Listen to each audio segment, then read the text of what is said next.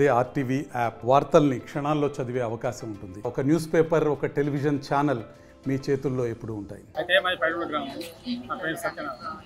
అయితే పైసలు కావాలని చెప్పి ఊకొచ్చింది అతను బాగా. ఫస్ట్ నేను 2 లక్షలు ఇచ్చాను, 50,000, 50,000, 1 లక్ష ఇచ్చాను. ఇచ్చిన తర్వాత నేను ఇస్తా చెప్పన్నారు. మరి ఎన్ని సార్లు అడిగాను కానీ ఇవ్వలేదు. ఈ ఇస్తా అని చెప్పి ఇల్లు అమ్మాము, ఇస్తామని తీసుకొస్తామని చెప్పింది. చెప్పి తర్వాత మేము మళ్ళీ ఏమంటే తప్పించుకొని వెళ్ళిపోయాము.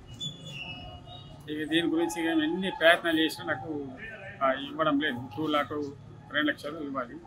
అవి ఎన్నిసార్లు ఫోన్లు చేసినా కానీ ఇస్తా తాత అత్తున్నా అనుకుంటా మోసం చేసి వెళ్ళిపోయింది. ఈ పైసల గురించి మాకు రావాలని చెప్పి మేము అనుకుంటున్నాం. నా పేరు ఆడేపు మమత. మాది పైడిమడి గ్రామం. మేము పైడిమడి గ్రామంలో చిట్టి అని వేసినాము. మా అబ్బాయికి హ్యాండిక్యాప్డ్. మా అబ్బాయి పేరు మీద పింఛన్ వచ్చిన డబ్బులు అన్నీ ఆమె దగ్గర చిట్టీలు వేసినాము. ఇప్పుడు 2 సంవత్సరాల క్రితం నుంచి వాళ్ళు పరారీలు ఉన్నారు.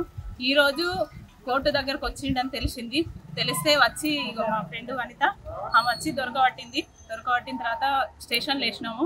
స్టేషన్లో వేస్తే వాళ్ళు స్టేషన్లో సార్లు ఏమంటారంటే ఆయన మీద ఏం కేసులు లేవు, మేము వదిలిపెడతామని చెప్పి అంటారు. కిల్ల రమేష్కు అప్పించినాము. 1,70,000 అప్పిస్తే ఆయన 3 సంవత్సరాలు అయిపోయి మాకు దొరకకుండా ఇవాళ ఒకరోజు కంటపడ్డాడు. కోర్టు ముందట దొరికింది. ఆయన దొరకబడితే ఇప్పుడు స్టేషన్లో వేసినాము. ఆయన గట్టే స్తోమత లేదు అని అంటున్నాం. మా డబ్బులు ఇస్తలేడు. ఇట్నే మా ఒక్కలనే కాదు, ఊరందరినీ అట్నే మోసం చేసి తీసుకుపోయింది. 1,50,000 లక్షల దాకా అప్పు అయింది ఆయన. ఇప్పుడు ఆ డబ్బులు కట్టమంటే నా దగ్గర లేవు, నేను లాస్ అయినా అని అంటున్నాను. మాకు ఎట్లనే చేసి న్యాయం చేయగలరని కోరుతున్నాను. తెలుగులో న్యూస్ కి ఫాస్టెస్ట్ యాప్ ఇప్పుడు టోటల్లీ న్యూ అవతార్లో జస్ట్ 5 సెకండ్స్ లో complete news.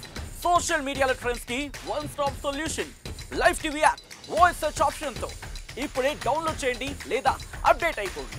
App link description లో ఉంది.